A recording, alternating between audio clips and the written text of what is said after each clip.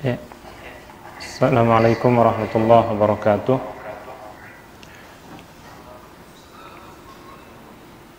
Alhamdulillah. Assalatu wassalamu ala Rasulillah wa ala alihi wa ashabihi wa mawala amma ba'du.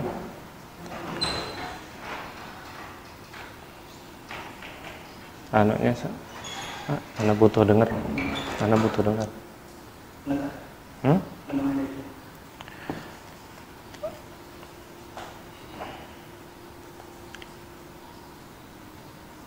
Ya, para ikhwan dan akhwat sekalian, para asatidzah dan ustadzat, hafizani wa hafizakumullah.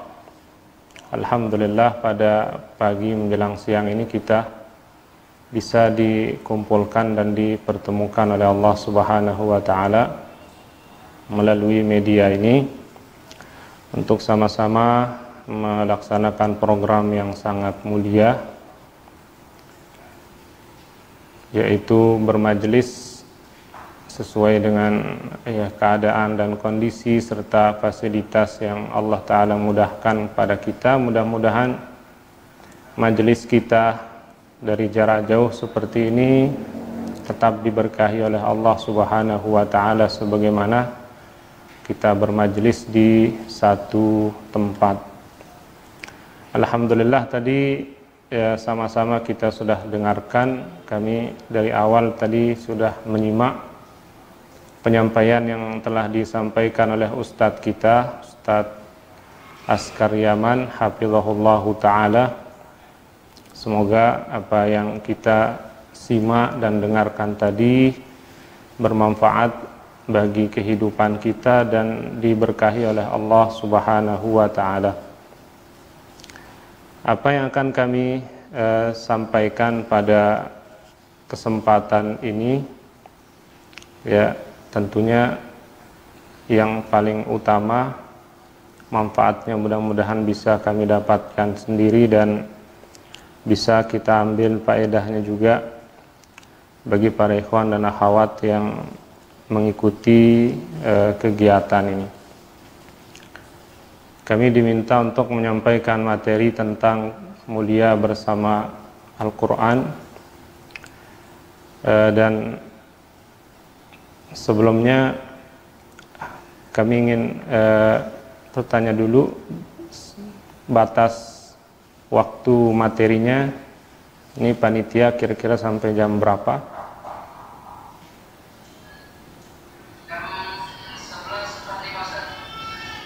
Jam 11.45.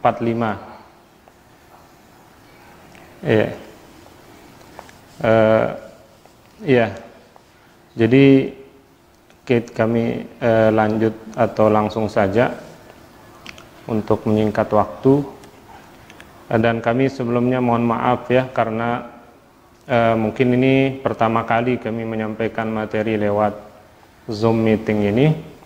Berbeda dengan Ustadz kita yang Masya Allah sangat padat jadwal beliau.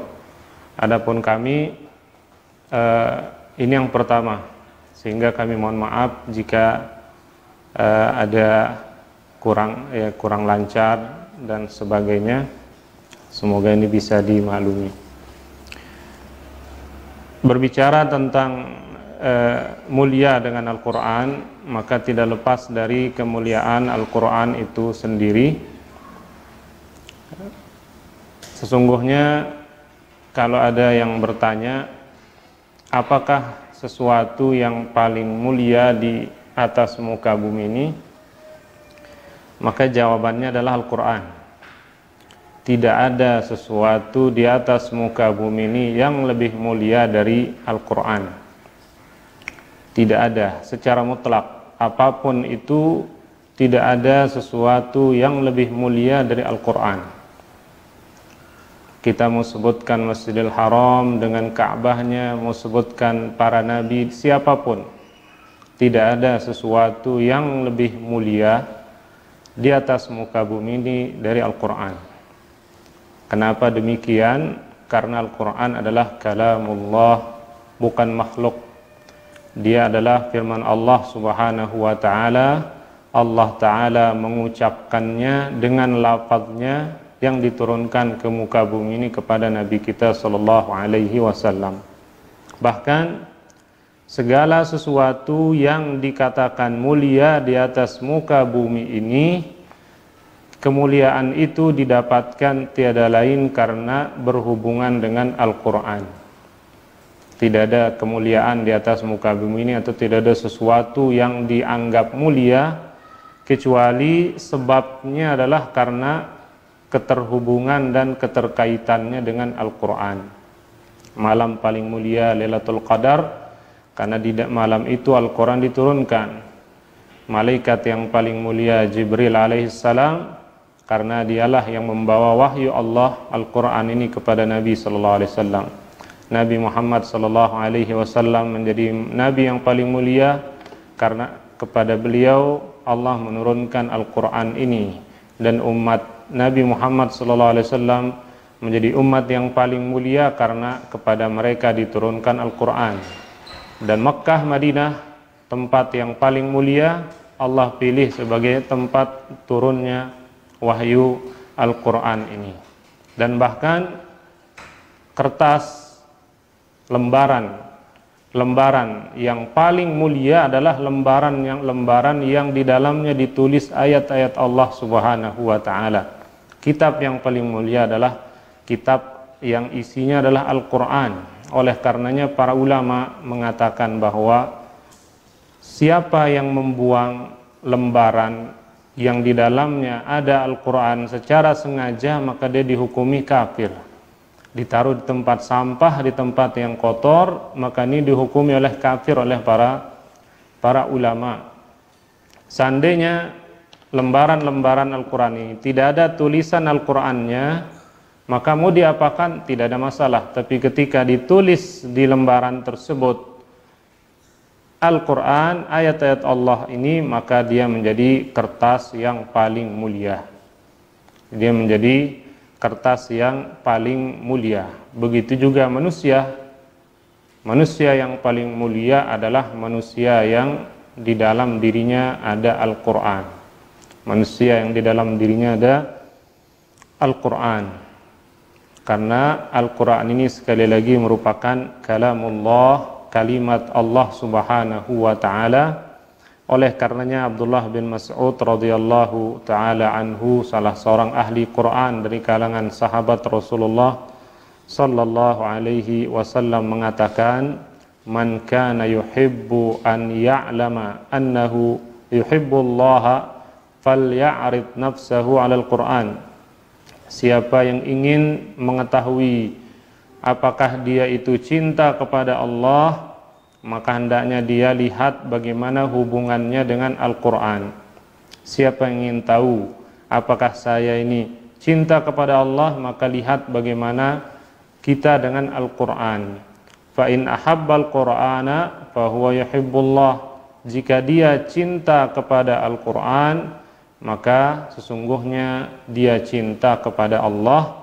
Fa innamal Qur'ana kalamullah, fa innamal Qur'anu kalamullah, karena sungguhnya Al-Quran ini tiada lain merupakan kalamullah, firman Allah Subhanahu wa ta'ala. Jadi siapa yang ingin mengetahui, mengukur kecintaan dia kepada Allah, maka lihat bagaimana kecintaannya dengan Al-Quran. Dalam perkataan yang lain dari Ibnu Mas'ud juga radhiyallahu anhu, beliau mengatakan Al-Qur'anu kalamullah. Al-Qur'an ini adalah kalimat Allah. Faman radda minhu syai'an fa innama yaruddu 'ala Allah. Maka barang siapa yang menolak sedikit saja sesuatu dari Al-Qur'an ini, maka sungguhnya dia menolak Allah Subhanahu wa ta'ala. Siapa yang menolak Al-Qur'an meskipun satu ayat, dua ayat, maka sungguhnya dia menolak Allah Subhanahu wa ta'ala. Dan ini sudah sangat cukup menggambarkan kepada kita bagaimana besarnya kedudukan Al-Quran. Maksudnya dia bukan makhluk, dia adalah sifat Allah Subhanahu wa ta'ala. Oleh karenanya dia beda dengan kitab yang lain. Sebaik-baik kalimat adalah Al-Quran. Sebaik-baik bacaan yang kita baca adalah Al-Quran. Bahkan Hafidz Al-Hakami rahimahullah mengatakan, huwal kitabul ladzi man qama yaqra'uhu ka'annama khatabar rahman bil kalimi. Dialah kitab, yaitu Al-Qur'an, barang siapa membacanya maka dia seolah-olah sedang berbicara dengan Allah Subhanahu wa ta'ala. Huwal kitabul ladzi man qama yaqra'uhu ka'annama khatabar rahman bil kalimi. Dialah kitab yang barang siapa yang membacanya maka seolah-olah dia sedang berbicara dengan Allah Subhanahu wa ta'ala. Tidak ada tulisan kitab di muka bumi ini yang kalau kita baca seolah-olah kita sedang berdialog dengan Allah selain Al-Quran. Karena Al-Quran adalah kalamullah, firman Allah, dan segala sesuatu yang mulia di atas muka bumi ini tiada lain kemuliaan itu didapatkan karena berhubungan dengan Al-Quran. Kemudian jamaah sekalian, ikhwan dan akhwat rahimani wa rahimakumullah, yang kedua, dan kita ya cukupkan dengan dua ini tentang sifat Al-Quran. Yang pertama, dia adalah kalamullah. Yang kedua, Al-Quran ini dinamakan, diistilahkan, disifatkan oleh Allah Ta'ala dalam Al-Quran dengan ruh. Ruh artinya nyawa, yang dengannya kita bisa hidup.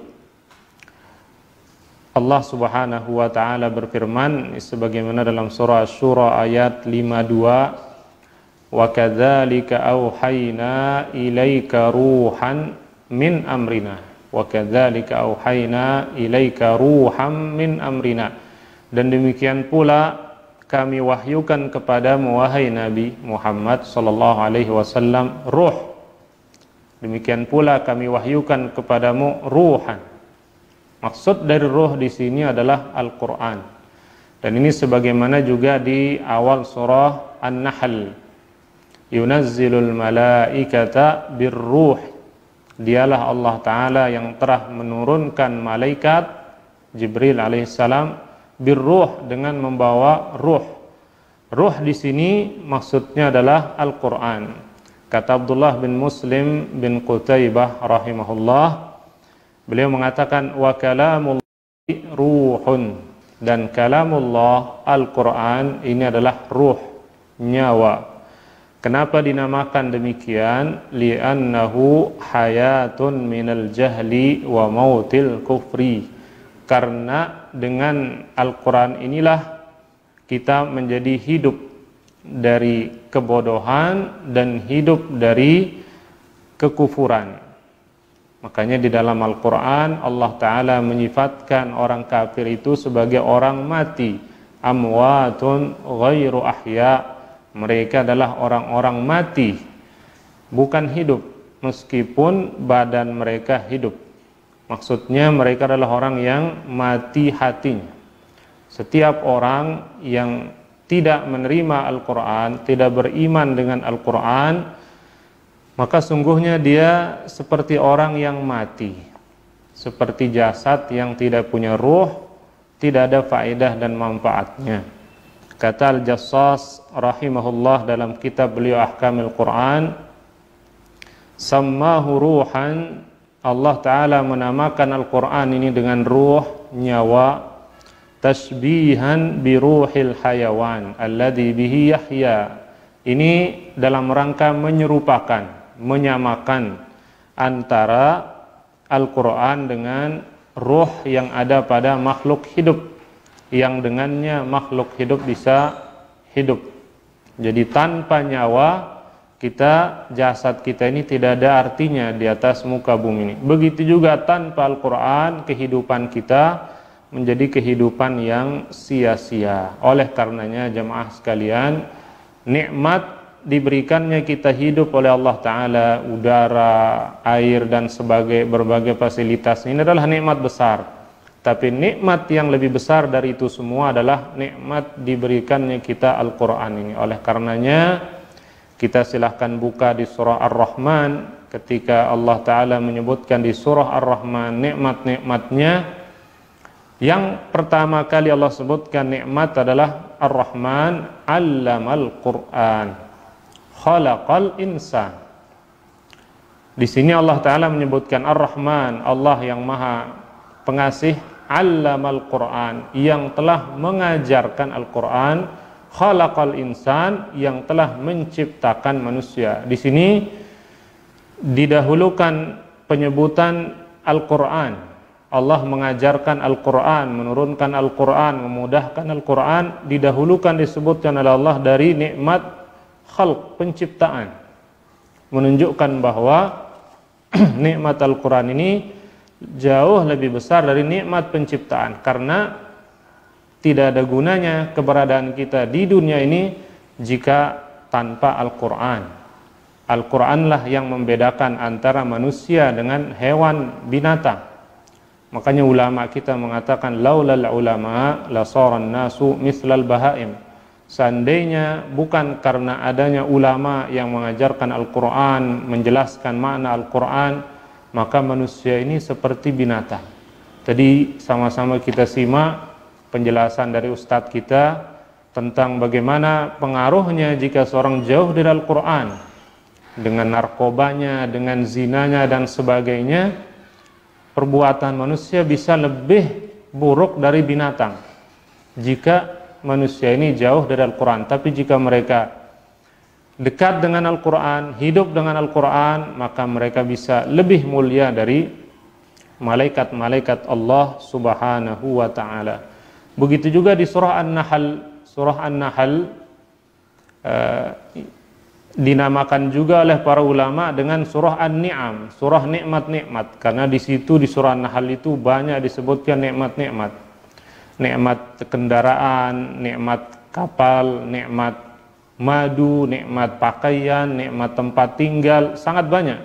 Tapi nikmat yang nomor satu Allah Ta'ala sebutkan adalah yunazzilul malaikata birruh. Allah menyebutkan nikmat Al-Quran ini yang dinamakan dengan ruh. Kita perhatikan jemaah sekalian, siapa manusia yang paling mulia, yang paling dibesarkan, diagungkan di atas muka bumi ini? Raja, presidenkah, para pejabatkah? Jika nyawa mereka sudah dicabut, diapakan jasad mereka? Tidak ada gunanya. Sebagian orang membakar jasad karena itu yang diyakini lebih bagus. Adapun kita dikembalikan ke fitrah, asal kita dari tanah, ya ditanam. Dan jasad semakin lama dibiarkan di atas bumi, semakin mengganggu dan semakin memudaratkan. Sehingga tubuh ini jika sudah dipisahkan dari nyawa, maka yang paling maslahat, paling baik bagi tubuh adalah segera dikuburkan secepatnya. Makanya Nabi SAW suruh asri'u bil janazah, segerakan jenazah itu. Karena badan ini tanpa ruh, keberadaannya hanya akan memudaratkan. Semakin lama dia disimpan, dia tinggal, semakin tidak baik bagi dia, tubuh itu sendiri, dan bagi manusia yang ada di sekitarnya. Begitu pula dengan manusia yang hidup tanpa Al-Quran. Semakin lama hidup, maka semakin merusak, hanya akan semakin menambah dosa, semakin menambah azab Allah Subhanahu wa ta'ala baginya di hari akhirat kelak. Makanya Nabi SAW mengatakan bahwa seburuk-buruk manusia wa syarrun nas, seburuk-buruk manusia adalah man tala umruh wa sa'a amaluh, orang yang panjang umurnya tapi buruk amalnya. Dan orang yang buruk amalnya adalah orang yang jauh dari bimbingan Al-Quran. Jadi jemaah sekalian, Al-Quran ini merupakan kehidupan. Dengan Al-Quran hidup kita menjadi lebih bermakna. Dengan Al-Quran hidup kita menjadi lebih terarah. Dengan Al-Quran hidup kita menjadi lebih bermanfaat, lebih berkah, dan diridhai oleh Allah Subhanahu wa ta'ala.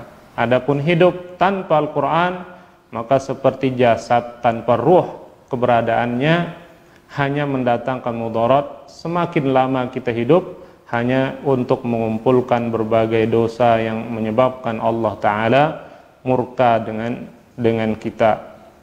Oleh karenanya ulama kita mengatakan bahwa orang beriman itu hidupnya di dunia ini hidup yang khusus. tidak sama dengan orang yang tidak beriman. Mereka hidup dengan kehidupan yang beda. Kehidupan orang mukmin di dunia, hidupnya adalah hidup yang sesungguhnya, yang hakiki. Adapun orang tidak beriman, hidup mereka adalah hidup yang tidak sebenarnya, yang sia-sia, yang tidak tentu arah dan tujuannya. Karena Al-Quran, Allah Ta'ala firmankan, Inna hadzal Qur'ana yahdi lillati hiya aqwam, di surah Al-Isra. Sungguhnya Al-Quran ini menunjuki, membimbing kepada jalan yang lebih lurus, membimbing kita pada pola hidup yang lebih baik. Inilah ya Al-Quran. Makanya orang beriman misalnya melihat pengajian, majelis ilmu, ini pekerjaan yang membosankan. Tapi bagi orang mukmin, pengajian, ta'lim itu adalah raudhah min riyadil jannah, itu adalah taman-taman surga. Mereka datangi, bahkan mereka bisa mengeluarkan biaya untuk menghadirinya, karena mereka menganggap ini adalah taman dari taman-taman surga, sebagaimana yang diberitahukan oleh pembawa Al-Quran, yaitu Rasulullah Sallallahu Alaihi Wasallam. Orang yang tidak beriman melihat penyakit, misalnya sakit itu musibah, penderitaan. Sedangkan orang beriman melihat penyakit itu tahur insyaallah, sebagai pembersih dari dosa, sehingga mereka bisa sabar dan tabah dalam menghadapinya. Orang tidak beriman melihat bahwa sedekah itu mengurangi harta. Tapi bagi orang beriman diajarkan dalam Al-Quran justru sedekah tidak mengurangi harta, bahkan menambah harta. Allah Ta'ala sebutkan dalam Al-Quran, wa ma anfaqtum min syai' fahuwa yukhlifuh. Apa yang kalian infakkan dari sesuatu, Allah akan ganti. Jadi orang tidak beriman melihat sedekah itu mengurangi harta, menyebabkan kemiskinan. Orang mukmin melihat, ahli Quran melihat ini justru menambah harta, membersihkan harta, memberikan keberkahan kepada harta. Orang tidak beriman memandang orang kuat itu adalah orang yang besar ototnya, selalu menang dalam perkelahian. Sedangkan orang mukmin ahli Quran melihat orang kuat itu adalah orang yang mampu mengalahkan dirinya, bukan mengalahkan orang. Orang kuat itulah yang mampu menguasai dirinya, terutama ketika dia sedang emosi dan marah. Itulah orang kuat. Jadi orang mukmin hidupnya berbeda, pandangannya berbeda. Mereka tidak hanya memandang dengan kacamata dunia yang zahir, tapi mereka juga memandang dengan pandangan Al-Quran, pandangan akhirat. Sehingga hidup orang beriman, ahli Quran itu hidup yang bersahaja, hidup yang penuh semangat, hidup yang bermanfaat. Makanya tidak ada ceritanya ahli Quran bunuh diri, tidak ada ceritanya ahli Quran stres, susah, tidak ada. Orang yang paling bahagia hidupnya, orang yang paling tenang hidupnya, orang yang paling terarah hidupnya adalah orang yang dekat dengan Al-Quran. Karena segala masalah, problem yang dihadapi di dunia, semua ada penjelasannya dalam Al-Quran. Tibyanan likulli syai'. Al-Quran adalah penjelas bagi segala sesuatu. Oleh karenanya kita katakan kepada orang-orang yang baru dekat dengan Al-Quran, yang baru mempelajari Al-Quran, kita katakan selamat menempuh hidup baru. Ini biasa kalimat ini disampaikan kepada orang yang baru menikah, tapi yang lebih tepat lagi kita katakan kepada orang yang baru mendekat dengan Al-Quran, kita katakan selamat menempuh hidup baru, hidup yang lebih berkah, hidup yang lebih bermanfaat, hidup yang lebih terarah, hidup yang lebih diridhai oleh Allah Subhanahu wa Ta'ala. Kemudian selanjutnya tentang mulia dengan Al-Quran. Karena Al-Quran ini suatu yang sangat mulia, dia kalamullah, sehingga tidak ada sesuatu yang sangat besar pengaruhnya meninggikan, menambahkan kemuliaan seorang dari pengaruh Al-Quran ini. Kita berangkat dari dalam pembahasan ini dari sabda Rasulullah sallallahu alaihi wasallam, dan ini hadis yang sangat terkenal diriwayatkan oleh Imam Bukhari dan Imam Muslim dari sahabat yang mulia Utsman bin Affan radhiyallahu anhu. Jadi hadis ini diriwayatkan oleh Abu Abdurrahman As-Sulami dari Utsman bin Affan radhiyallahu anhu dari Rasulullah sallallahu alaihi wasallam bahwa Nabi bersabda, khairukum man ta'allamal Qur'ana wa 'allamahu. Sebaik-baik kalian, orang yang paling baik di antara kalian adalah orang yang mempelajari Al-Qur'an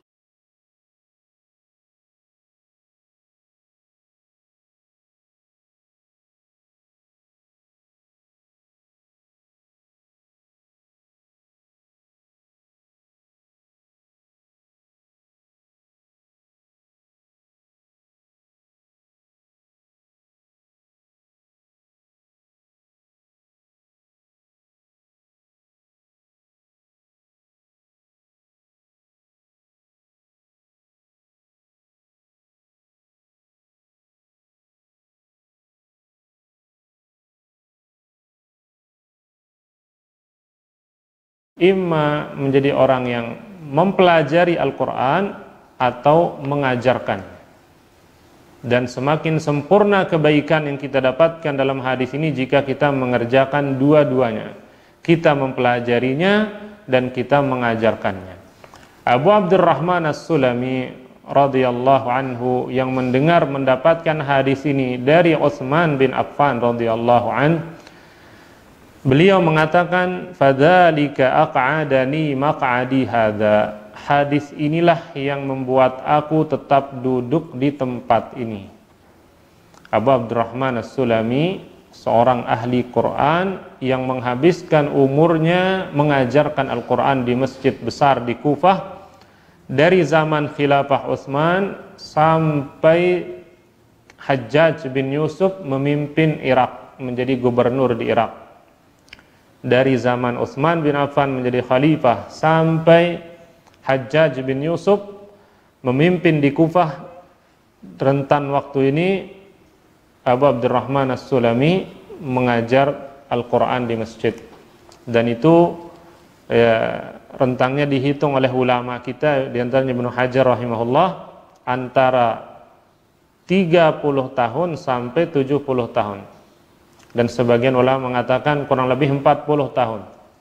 Abu Abdurrahman mengajar di masjid, mengajarkan Al-Quran. Beliau sabar mengajarkan Al-Quran. Kenapa? Karena hadis ini. Karena hadis ini beliau merasa berat untuk meninggalkan profesi sebagai pengajar Al-Quran. Rahimahullahu ta'ala. Kata Al-Munawi dalam Faidul Qadir, khairul muta'allimina wal mu'allimina man kana ta'allumuhu wa ta'limuhu fil Qur'an. Sebaik-baik orang yang belajar dan sebaik-baik orang yang mengajar adalah orang yang mempelajari Al-Quran dan orang yang mengajarkan Al-Quran. Banyak hal yang kita pelajari, banyak ilmu yang kita pelajari, tapi ilmu yang paling baik yang kita pelajari adalah Al-Quran. Banyak kita sebagai guru, tapi pelajaran yang paling baik yang kita ajarkan adalah ketika kita mengajarkan Al-Quran. Terkadang ada orang menjadi dosen di universitas, menjadi guru di sekolah, ketika di rumah malam-malamnya dia mengajarkan Al-Quran, mengajarkan TPA. Ketahuilah bahwa profesi dia sebagai pengajar TPA di malamnya itu lebih mulia di sisi Allah daripada profesinya sebagai dosen yang tidak mengajarkan Al-Quran di kuliah atau di tempat dia mengajar. Sebaik-baik ilmu yang kita ajarkan adalah Al-Quran, sebaik-baik ilmu yang kita pelajari adalah Al-Quran. Oleh karenanya tidak ada kata terlambat dalam mempelajari Al-Quran. Para sahabat, kata Imam Bukhari rahimahullah, mereka belajar ala al-kibar, di usia yang sudah tua. Mungkin sebagian orang, ini kebanyakan mungkin yang ikut pemuda, seandainya ada orang tua ingin belajar Al-Quran, maka ahlan wa sahlan. Tidak ada kata terlambat. Bahkan mati dalam keadaan sebagai pelajar Al-Quran itu jauh lebih mulia daripada mati dalam keadaan tidak sebagai pelajar Al-Quran dan tidak pula mengajarkan Al-Quran. Apalagi kalau orang tua seperti itu, maka apalagi kita sebagai generasi muda, maka tidak ada kata terlambat dalam mempelajari Al-Quran. Dan perlu diperhatikan di sini bahwa menjadi pengajar Al-Quran itu bukan sebuah keterpaksaan, tapi hendaknya menjadi pilihan. Saya mengajar Al-Quran karena saya merasa inilah pekerjaan yang paling mulia, pekerjaan para nabi dan rasul. Kata Al-Munawi, fakada khairun nasi ba'dan nabiyyin man ishtaghala bih. Nah, makanya oleh karenanya demikian pula sebaik-baik manusia setelah para nabi adalah yang menyibukkan diri dengan Al-Quran. Karena Nabi Muhammad SAW di antara yang beliau lakukan adalah wa yu'allimuhumul kitab. Beliau mengajarkan kepada umatnya Al-Kitab, artinya Al-Quran. Itu profesi Nabi Muhammad SAW. Banyak orang menjadikan pekerjaan sebagai pengajar Al-Quran sebagai pilihan terakhir. Daripada nganggur, tidak apa-apa menjadi pengajar dan sebagainya. Ini bukan hal yang terpuji. Meskipun itu bagus, tapi lebih baik dari itu ketika kita menjadikan Al-Quran sebagai pilihan utama kita, baik dalam mempelajarinya maupun dalam mengajarkannya. Kemudian yang kedua, di antara kemuliaan yang bisa kita raih dengan Al-Quran, di samping yang pertama kita menjadi orang terbaik, yang kedua, Nabi SAW di urusan ibadah yang paling mulia, yang paling dicintai oleh Allah, yaitu ibadah salat, mendahulukan ahli Al-Quran sebagai imam. Imam dalam salat adalah kedudukan yang sangat penting. Di zaman hidupnya Nabi SAW, yang menjadi muadzin bukan beliau, yang iqamah bukan beliau, tapi yang menjadi imam adalah beliau. Selama beliau ada, maka tidak ada sahabat yang menjadi imam kecuali jika beliau uzur seperti sakit dan sebagainya. Menunjukkan bahwa kedudukan sebagai imam ini adalah kedudukan yang sangat mulia. Bahkan dalam hadis Nabi katakan bahwa imamu dhamin, imam itu adalah penjamin salat orang-orang yang ada di belakangnya. Dan dia diibaratkan sebagai juru bicara orang-orang yang ada di belakangnya di hadapan Allah Subhanahu wa ta'ala. Nah, Nabi SAW menyebutkan bahwa ya ummul qauma aqra'uhum li kitabillah. Orang yang paling layak, pantas ditunjuk sebagai pemimpin salat, yang paling depan dalam melaksanakan ibadah salat menghadap kepada Allah adalah orang yang paling mengetahui tentang Al-Quran. Aqra'uhum li kitabillah, yang paling ahli terhadap Al-Quran. Jadi ketika kita ingin memilih siapa yang akan menjadi imam rawatib di masjid kita, maka dilihat siapa yang paling ahli Al-Quran. Tidak melihat dia jabatannya bagaimana, golongannya bagaimana, kepegawaiannya seperti apa, tidak, atau umurnya bagaimana. Yang pertama dilihat siapa yang paling ahli Al-Quran, maka dialah yang paling pantas dan paling berhak memimpin orang melaksanakan ibadah yang paling dicintai oleh Allah Subhanahu wa ta'ala, yaitu ibadah salat. Dan di zaman para sahabat seperti Umar bin Al-Khattab radhiyallahu anhu, kata Ibnu Abbas radhiyallahu anhuma, kana al-qurra'u ashaba majlisi Umar radhiyallahu anhu, yang menjadi anggota majlis musyawarahnya Umar, yang menjadi majlis syura. Umar bin Khattab radhiyallahu anhu membentuk majlis syura. Dalam kepemimpinan beliau membentuk ada majlis di mana di majlis itu beliau bermusyawarah mengambil pendapat dari para sahabat. Ini sebagaimana firman Allah Subhanahu wa taala, wasyawirhum fil amr. Allah merintahkan Nabi untuk bermusyawarah, dan orang mukmin wa amruhum syura bainahum, urusan mereka diputuskan dengan musyawarah. Maka Umar bin Khattab radhiyallahu anhu dalam kepemimpinan beliau ketika beliau menjadi khalifah, beliau membentuk majelis syura.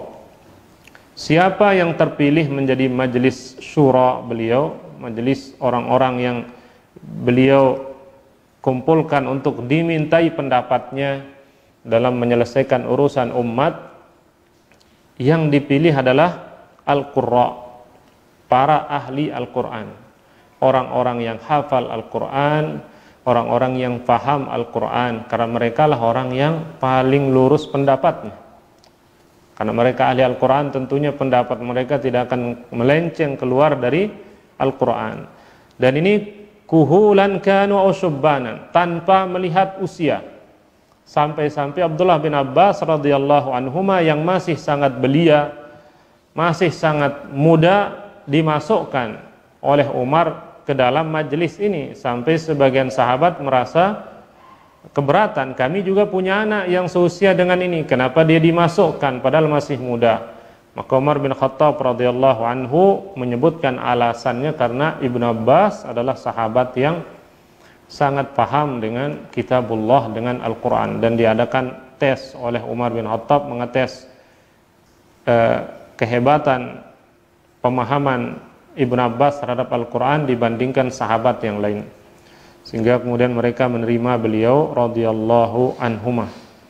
Mereka menjadi orang-orang yang dimintai pendapat, menunjukkan tingginya ya kedudukan dan kemuliaan ahli Al-Quran di hadapan mata para sahabat Rasulullah sallallahu alaihi wasallam. Ketika perang Uhud, kita ketahui bahwa perang Uhud berakhir dengan kekalahan dialami oleh kaum muslimin, sampai sekitar 70-an sahabat gugur di medan perang di dekat Gunung Uhud. Kemudian setelah peperangan, Nabi sallallahu alaihi wasallam memerintahkan para sahabat untuk menggali kuburan, karena para sahabat yang tersisa kelelahan, ada yang luka-luka setelah peperangan sehingga memberatkan, harus menggali lubang 70-an, sehingga Nabi SAW memerintahkan untuk menggali lubang agak besar yang bisa dimasukkan di dalamnya 2 orang.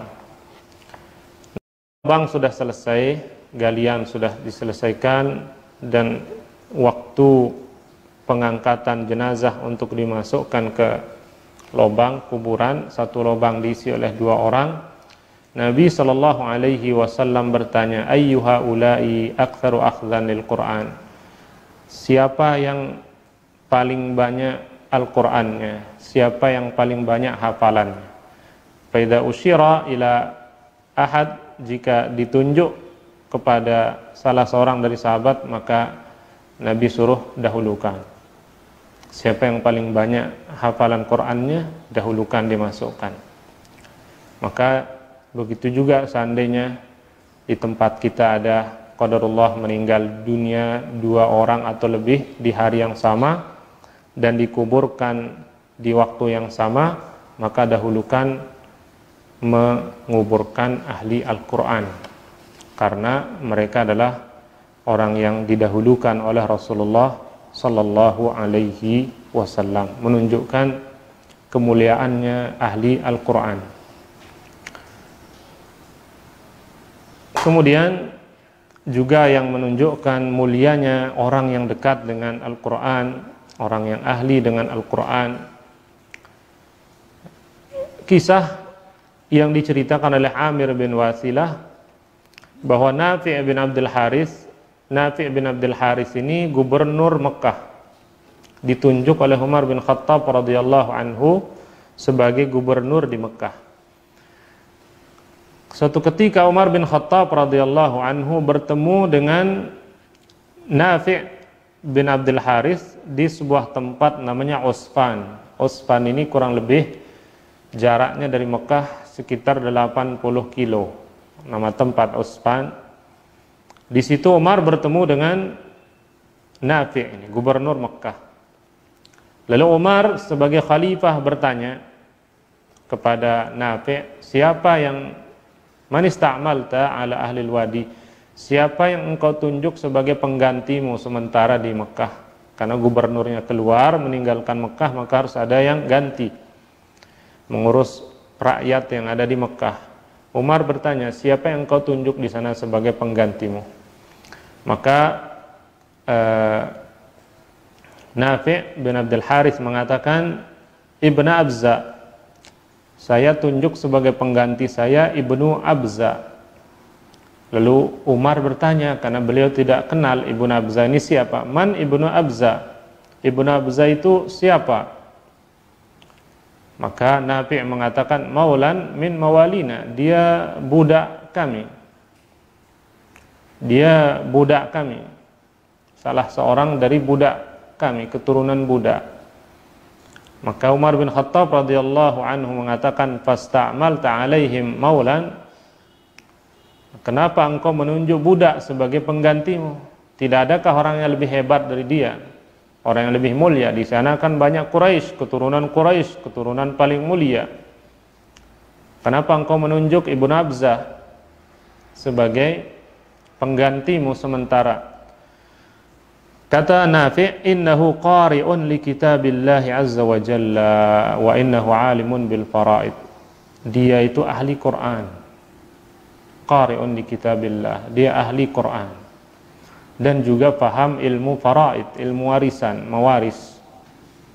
Mendengar hal itu, Umar bin Khattab radhiyallahu anhu kemudian mengatakan, ama inna nabiyakum sallallahu alaihi wasallam qad qala, kalau demikian maka sesungguhnya nabi kalian Nabi Muhammad sallallahu alaihi wasallam pernah bersabda, innallaha yarfa'u bihadzal kitabi aqwaman wa yad'u bihi akharin. Sesungguhnya Allah mengangkat derajat seseorang dengan Al-Qur'an ini dan merendahkan derajat seorang dengan Al-Qur'an ini pula.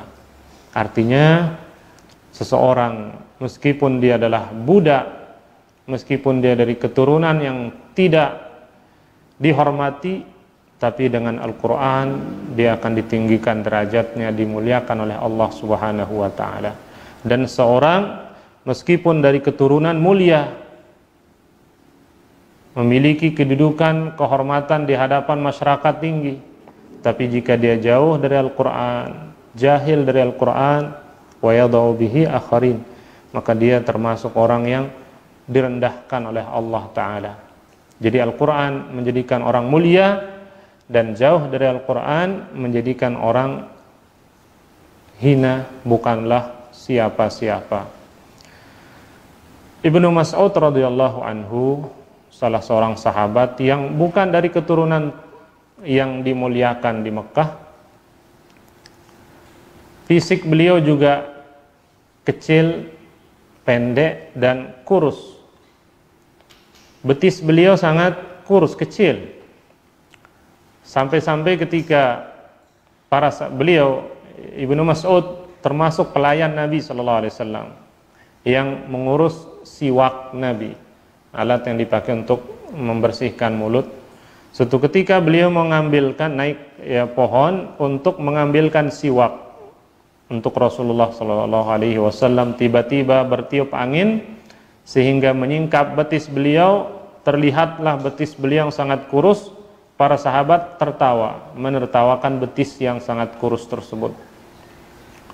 Nabi pun SAW bertanya, apa yang menyebabkan kalian tertawa? Apa yang kalian tertawakan? Maka sahabat mengatakan, min diqqati saqaihi ya Rasulullah, kami menertawakan kecilnya betis Ibnu Mas'ud, wahai Rasulullah. Maka Nabi SAW mengatakan, walladzi nafsi biyadihi lahuma asqalu fil mizani min Uhud.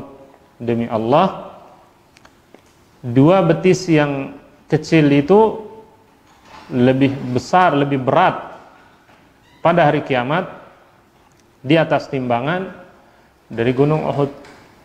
Betis yang kecil itu lebih berat di timbangan akhirat dari berat gunung Uhud. dari Gunung Uhud.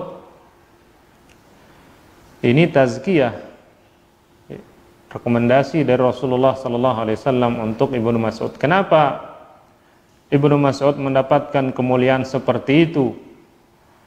Dijelaskan di hadis yang lain. Nabi sallallahu alaihi wasallam mengatakan, "Khudhul Qur'ana min arba'." Pelajarilah Al-Qur'an ini dari 4 orang. Banyak sahabat yang ahli Qur'an, tapi Nabi merekomendasikan 4 sahabat yang paling layak dijadikan sebagai guru ngaji, guru Al-Qur'an. Nomor 1 yang disebutkan oleh Nabi sallallahu alaihi wasallam adalah Ibnu Mas'ud radhiyallahu anhu.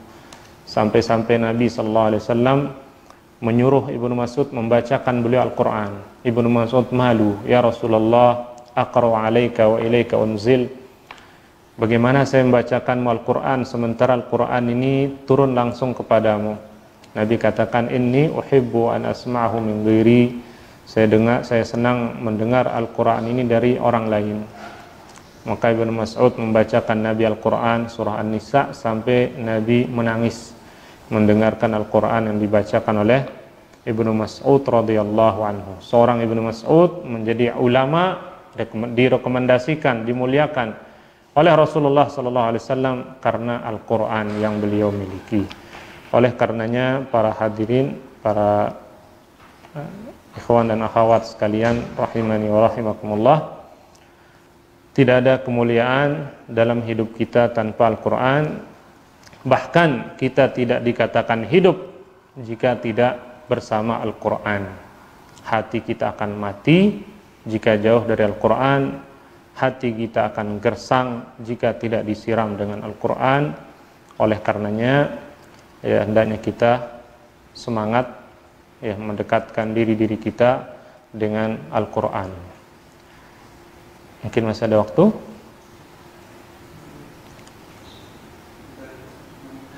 Ya?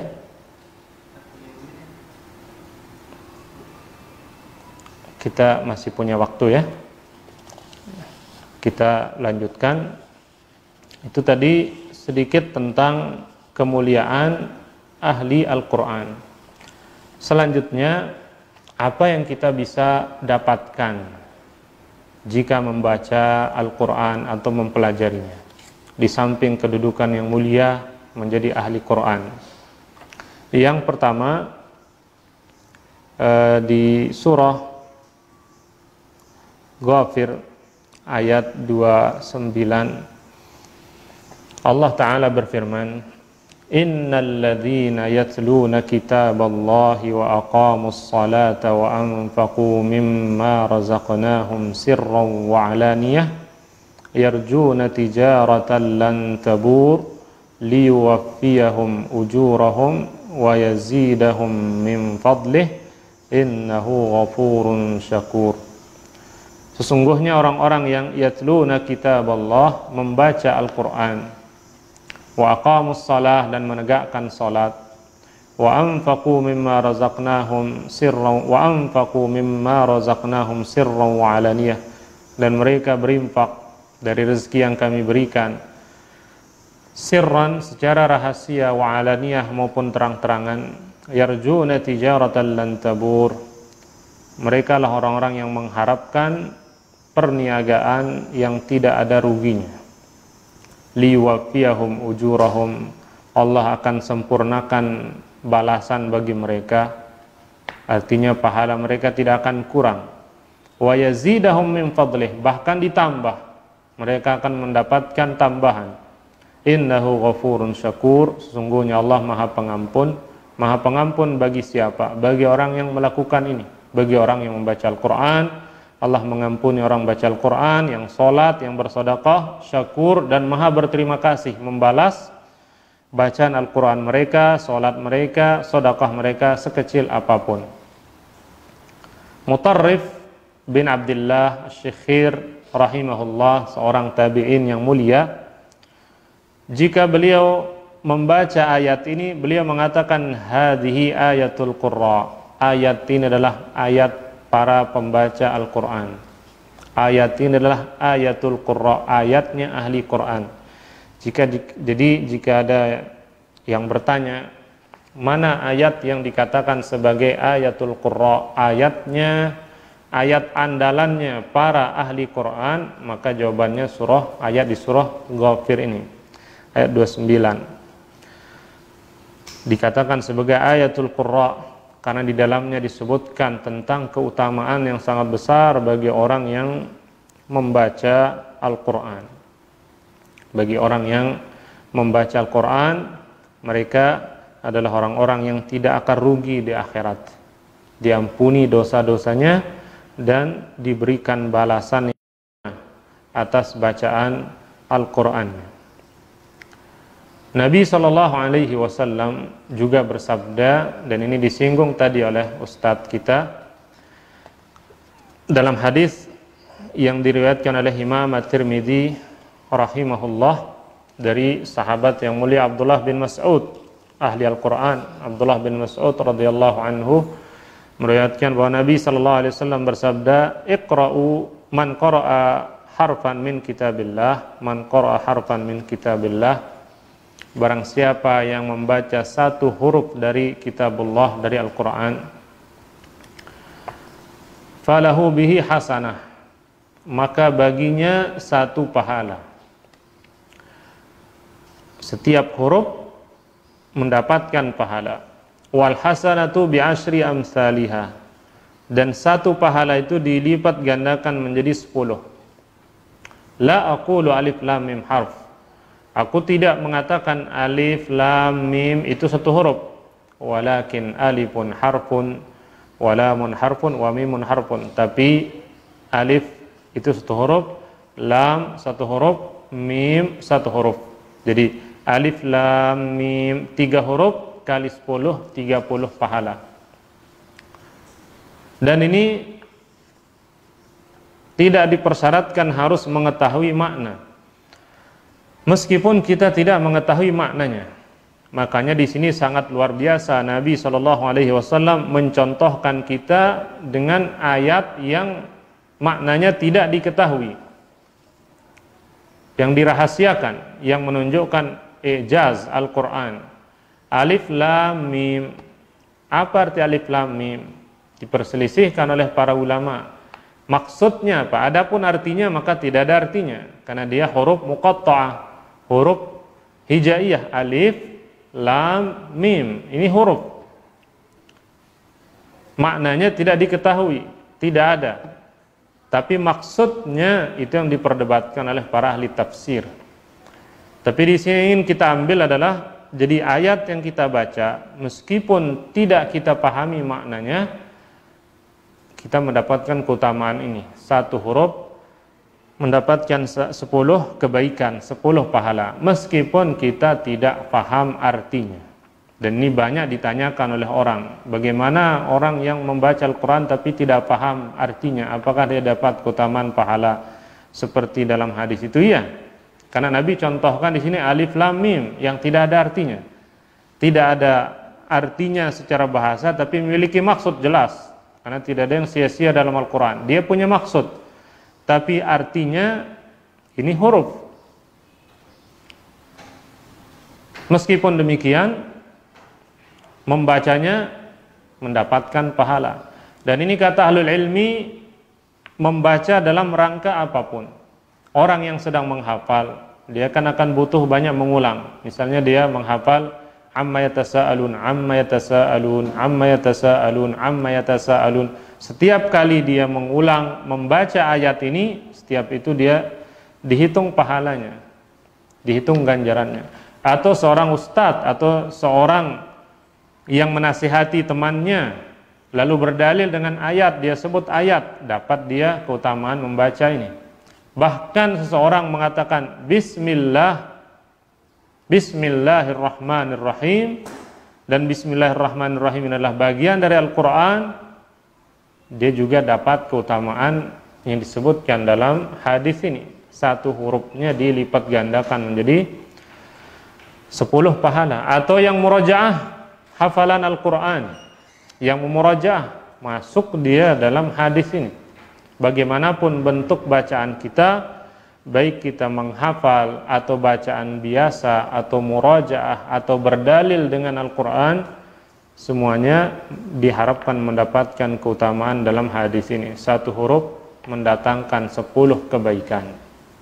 Dari sinilah kemudian para salafus saleh berlomba-lomba memperbanyak bacaan Al-Quran mereka. Sehingga di antara mereka ada yang menghatamkan Al-Quran setiap hari 30 juz membaca Al-Quran, sebagaimana diriwayatkan dari Imam Syafi'i rahimahullah. Di luar Ramadan Imam Syafi'i membaca Al-Quran 30 juz setiap hari. Di bulan Ramadan beliau menamatkan Al-Quran 60 kali. Artinya 2 kali tamat sehari semalam di bulan Ramadan. Ada salaf yang menamatkan Al-Quran setiap 3 hari. Membaca Al-Quran 3 hari tamat, 3 hari tamat. Artinya sehari mereka membaca 10 juz, sehari 10 juz, sehari 10 juz. Ini sebagaimana dilakukan oleh Abdullah bin Amr bin Al-As radhiyallahu anhuma. Beliau menamatkan Al-Quran sekali selama 3 hari, 10 juz sekali, 10 juz sehari, 10 juz sehari, sehingga tiap 3 hari tamat. Ada yang sekali dalam 5 hari, dan ada yang, dan ini yang paling banyak dilakukan oleh salaf, menamatkan Al-Quran setiap pekan selama 7 hari tamat. Mereka mulai Sabtu tamat Jumat, mulai Sabtu Al-Fatihah tamat sampai An-Nas hari Jumat. Jadi hari Jumat dijadikan sebagai hari menghatam Al-Quran, menamatkan Al-Quran. Dan ini kebanyakan salaf mengamalkan ini, sehari sepekan tamat, sepekan tamat, dan seterusnya. Dan ada yang sekali sebulan, sekali sebulan. Dan ini sebagian ulama dikatakan minimal sehari 1 juz, sehari 1 juz, sehingga dalam sebulan bisa menamatkan Al-Quran. Untuk ini semua dilakukan untuk mendekatkan kita dengan Al-Quran, untuk meraih keutamaan membaca Al-Quran, ya, dan juga tentunya lebih bagus lagi jika ya Al-Quran ini dibaca sambil ditadabburi maknanya. Dan itulah hak Al-Quran yang paling besar, adalah mentadabburi ayat-ayatnya. Oleh karenanya diriwayatkan dari Nabi SAW dan para salaf, di antara yang mereka lakukan adalah mengulang-ulang satu ayat, mengulang-ulang satu ayat untuk ditadabburi. Jadi ada ayat atau waktu mereka membaca Al-Quran untuk mengkhatam, dan ada waktu membaca Al-Quran untuk mentadabburinya. Dan diantara cara untuk menghayati Al-Quran adalah membaca 1 atau 2 ayat yang berkaitan dan dibaca berulang-ulang, berulang-ulang, sampai ayat tersebut meresap masuk ke dalam jiwa dan hati kita. Dan ini sunnahnya para salafus saleh untuk melembutkan hati. Itu memilih satu ayat, misalnya kita orang yang tidak bakti kepada orang tua dan sulit untuk berbakti kepada orang tua, maka ulang-ulang baca ayat tentang berbakti kepada orang tua. Dibaca, diulang, dihayati maknanya, dibaca, kemudian dilihat artinya, terus diulang 100 kali, 200 kali, sampai ayat ini meresap dalam diri kita. Wa qadha rabbuka alla ta'budu illa iyyahu wa bil walidaini ihsana imma yablughanna 'indakal kibar, dan seterusnya. Ulang lagi, diulang lagi. Kalau kita termasuk misalnya orang yang sulit menjaga pandangan, baca ayat tentang perintah menjaga pandangan. Wa qul lil mu'minina yaghuddu min absarihim wa yahfadhu furujahum dzalika azka lahum. Wa qul lil mu'minina yaghuddu min absarihim wa yahfadhu furujahum dzalika azka lahum. Diulang-ulang sampai betul-betul lama kelamaan kita akan merasa betul-betul bahwa ayat ini seolah-olah hanya turun memperingatkan kita. Dan ini diantara diwasiatkan oleh ulama kita. Jika kita punya masalah yang perlu kita obati, penyakit hati yang perlu kita obati, masalah dalam diri kita, maka cari penyelesaiannya di Al-Quran, lalu baca berulang-ulang sampai ayat ini betul-betul meresap masuk dalam hati kita. Insya Allah batu yang keras bisa luluh dengan Al-Quran. Jika Al-Quran turun kepadanya, maka apalagi hati manusia. Apalagi hati manusia. Dan ini diantara hak Al-Quran yang besar. Ulama kita menyebutkan bahwa al-irsal, pengutusan Nabi SAW, ini ada 3 rukunnya. Terdiri dari tiga rukun. Yang pertama, al-mursil, yang mengutus. Yang kedua, ar-rasul, yang diutus. Dan yang ketiga, ar-risalah, surat yang dibawa. Apaan? Dicas.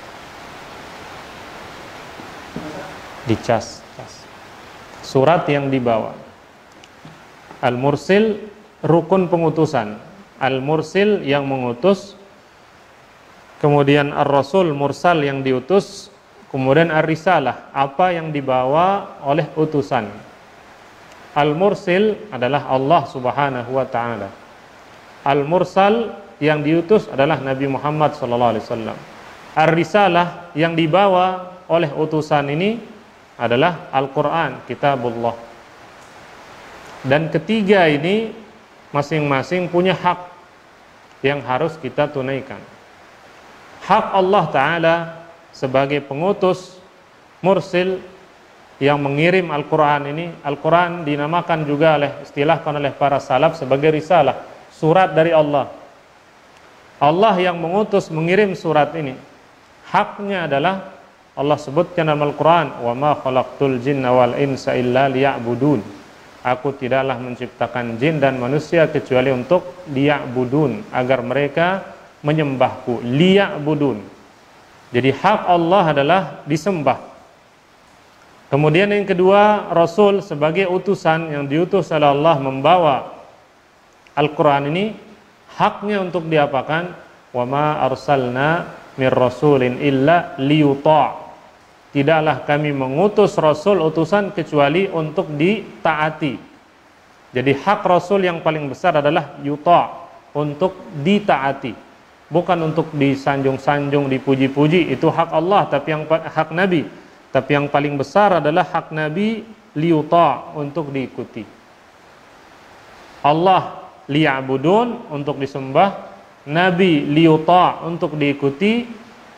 Salah Al-Quran Allah turunkan untuk diapakan? Kitabun anzalnahu ilaika mubarakun liyadabbaru ayatih. Kitab kami turunkan kepadamu penuh berkah, tujuannya liyadabbaru, untuk ditadabburi. Makanya ulama kita mengatakan di antara pintu untuk mendapat manfaat dari Al-Quran adalah dengan mentadabburinya. Pintu untuk meraih keberkahan Quran yang paling besar ada 3. Yang pertama tadabbur, yang kedua tafsir, yang ketiga adalah istinbat. Istinbat artinya mengambil hukum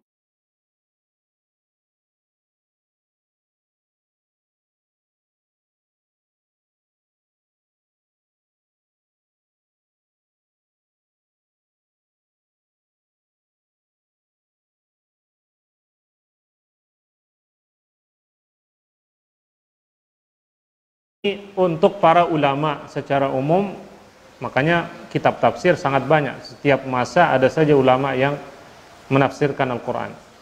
Dan yang ketiga tadabbur, ini untuk semua manusia, mentadabburinya. Dan diantara cara untuk mentadabburi Al-Quran adalah dengan itu, mengulang ayat-ayat, satu ayat diulang terus-menerus, dipahami maknanya dan diulang-ulang sampai betul-betul meresap dalam diri kita, sehingga ini sangat besar pengaruhnya dalam memperbaiki tingkah laku dan amal kita serta menambah keimanan kita. Jadi tadi kita membaca Al-Quran dan setiap hurufnya mendapatkan pahala, kita mentadabburinya, yang dengan tadabbur ini kita bisa memperbaiki hidup kita. Dan ayat tentang perintah mentadabburi Al-Quran disebutkan dalam Al-Quran untuk 3 golongan manusia: orang kafir, orang munafik, dan orang mukmin. Ketiga golongan manusia ini, dia kafir, dia munafik, dia mukmin, ketiga-tiganya diperintahkan untuk mentadabburi Al-Quran. Untuk orang kafir Allah Ta'ala berfirman, afalam yaddabbarul qaul. Kenapa mereka tidak mau mentadabburi Al-Quran itu? Karena seandainya mereka mentadabburi Al-Quran, mereka akan beriman. Kemudian kepada orang munafik, afala yatadabbaruna Al-Quran am ala qulubin aqfaluha. Kenapa mereka tidak mentadabburi Al-Quran? Ini ayat tentang orang munafik yang tidak mau mentadabburi Al-Quran.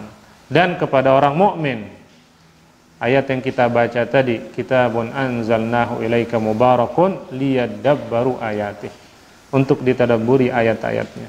Jadi tadabbur Al-Quran diperintahkan kepada orang kafir, kepada orang munafik, kepada orang mukmin. Orang kafir diperintahkan untuk menghayati Al-Quran agar mereka beriman, dan betapa banyak orang yang menghayati Al-Quran lalu beriman kepada Allah Ta'ala. Kepada ahli maksiat, kepada orang munafik juga diajak tadabburi Al-Quran.